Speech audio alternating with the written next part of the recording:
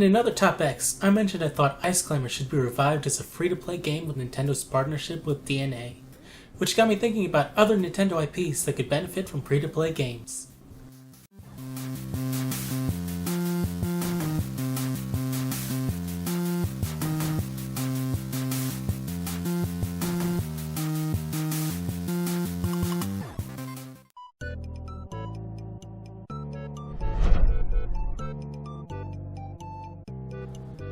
As one of the most anticipated Wii U games, and basically the only one to come before the holiday window, Mario Maker will probably do well.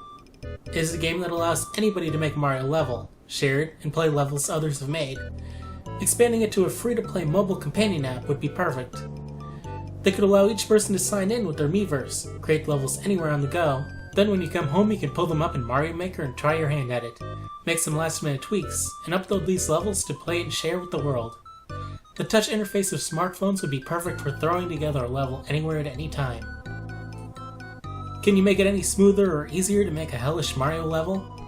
No, you can't.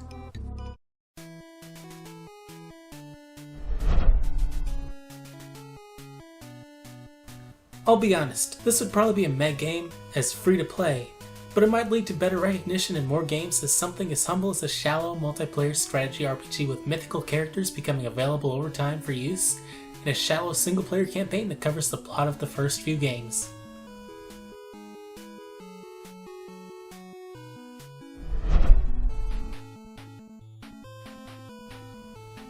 These franchises haven't done exceptionally well, usually breaking 1 million sales, but not comparing to games with Mario, Pokemon, or Zelda in the title.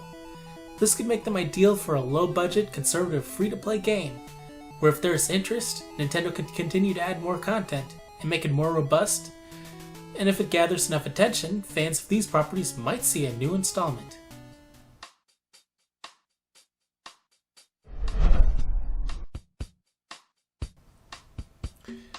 Animal Crossing for me is one of those games that I can't justify paying full price for, let alone even discount price.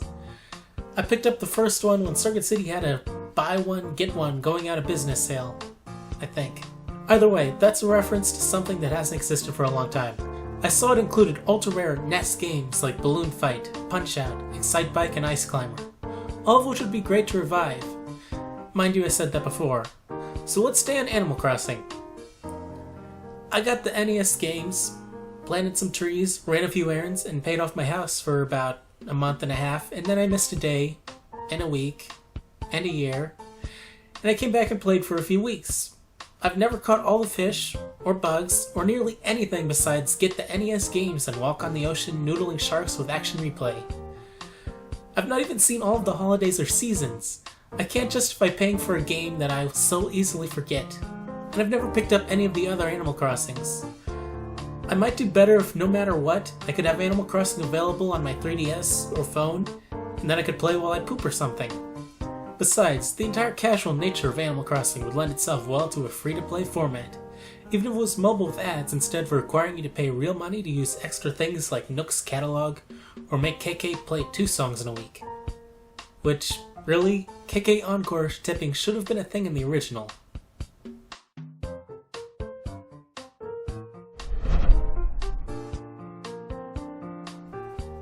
From what I understand, this is Pokemon, but with dinosaurs. So basically Pokemon for boys, which is odd because Pokemon is known for having universal appeal. Regardless, this franchise did appear to have some merits and a marginally unique spin on the monster battling genre, such as the archaeologist portions. The game sold poorly, abysmally compared to Pokemon games, which doesn't explain why Nintendo kept pumping more out. I guess they really believed in the concept of Pokemon for boys. Fossil Fighters might be a franchise best made free-to-play forever. The gimmicks of digging up fossils and maintaining them might be a better fit for casual free-to-play games that tries to stay away from being Pokemon's awkward little brother. If they gave a free-to-play version great multiplayer support and put it on mobile, it could be the kind of rabid niche game that could bring in some money for Nintendo. Look into your heart, powers of the charge, just the way the past and gravity. Oh my god. I can't do this. What is this?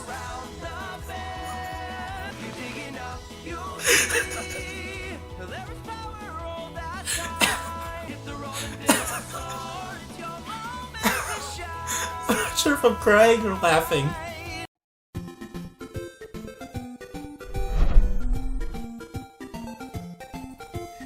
Did you know that Kirby's Pink and Blue Ball Buddies had their own game where they solved block puzzles? Free-to-play would lend itself perfectly to a block puzzle game, as new puzzles could be periodically added.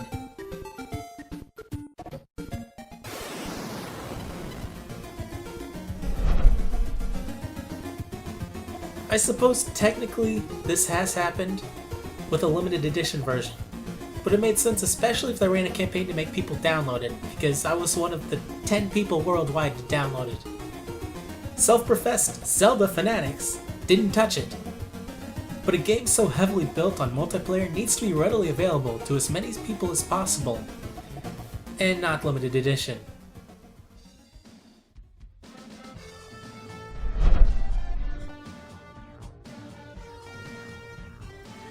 The Mario sports games are getting ridiculous. Certain ones bring very little new to the table. Take Mario Tennis, where the graphics may improve slightly, and you may be able to include online play, but otherwise, a tennis court is a tennis court. A character roster is mostly visual fan service. Besides gimmicks, what can you add? Mario Golf is a little better, because golf courses are meant to be different, so they can always add new courses that feel very different from each other. They can toss these games aside and roll out new content, even if it's just a visual skin instead of making wholly new versions of basically the same exact game.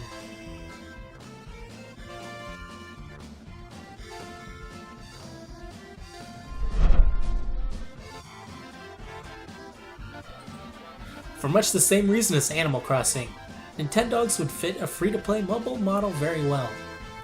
And might actually be more realistic. After all, a puppy would actually get tired. So if you had to leave it to rest for an hour before you can walk it again, or give it a stimulant you bought with real money, it reflects the experience a real dog would give. Nintendo would also have the opportunity to continually add new content and dogs as well.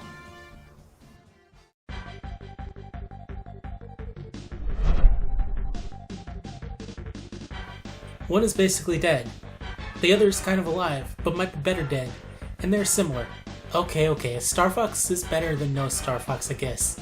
But I was hoping for an all-new game with new locations that push the concept Star Fox 64 pioneered to new boundaries. Kind of like Star Fox Assault sort of did, only with too many third-person shooter sections. And I'm one of the people who like the idea behind having some third-person shooter missions. Star Fox Zero is just looking like a remix of Star Fox 64. But a free-to-play Star Fox would force them to push the boundaries eventually, and could be decent if it went for an arcade shooter feel, just with Star Fox's gameplay. On the other hand, a free-to-play Sin and Punishment could keep that franchise alive, and maybe one day give it a shot at standing next to the likes of Link and Kirby.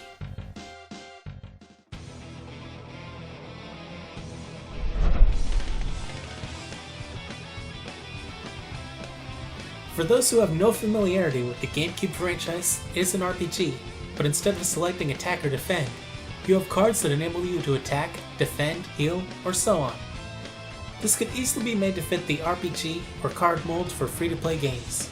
You know, you can collect cards by fighting enemies, completing quests, and progressing, as well as drawing cards daily or purchasing card packs with in-game currency, which can be purchased with real money, or accumulated through gameplay.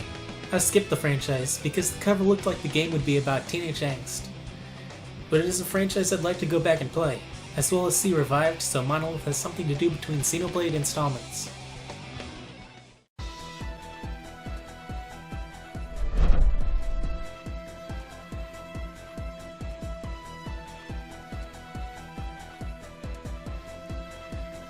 One of my favorite Nintendo IPs, a highly strategic fighting game for up to 4 players, where you have tiny robots you can customize with different parts that all function completely differently from each other, apart from a handful of clone parts. Need to fire around a corner where you can take cover? You have a gun that fires like that. Want lingering shots? You're covered. Want shots that fire or delay to catch your opponent off guard? Of course you can do that. So why would I want such a strategic, brilliant game to be free to play? Because nobody played them. If it was free to play, surely a lot more people would try it out. It might stir up enough interest for us to get a new, real custom robo. Find a mixture of custom robo gameplay and mix it with free to play. Maybe have some CPU opponents act as a tutorial and distribute some of the parts. and then have a system where by participating in multiplayer battles, you earn credits to buy new parts, or alternately pay money for boost and credits. And have an energy meter to limit the number of battles. Boom, you are stirring up interest and offering something to tide over custom mobile fans. It'd be a little costly maybe, but it would surely convert outsiders to the custom rebel cause, which is all that matters.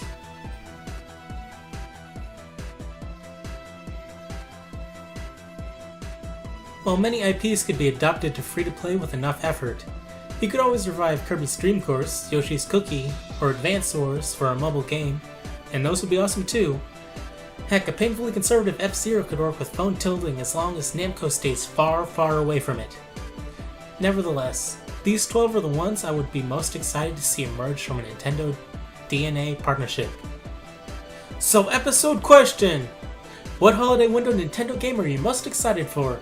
Xenoblade X? Hit! That is the correct answer. Star Fox? Mario Tennis? The much delayed Woolly World? Or any of the other 500 games Nintendo held back for their holiday season? Also, welcome to the surprise announcement of the awesome end card thing, because annotations are done. It's basically the same thing as before, but with just teasers and that card thing there. How about the Xenoblade X Hopes and Desires? Oh, and of course, where I said stuff about Ice Climber, and I should probably have a third to drive more continual views, so subscribe and like while I'm thinking, because it helps. Oh, I have that Mega Man analysis kind of video. I wish I had something really facetious because this whole awesome end card thing has ended up so sassy.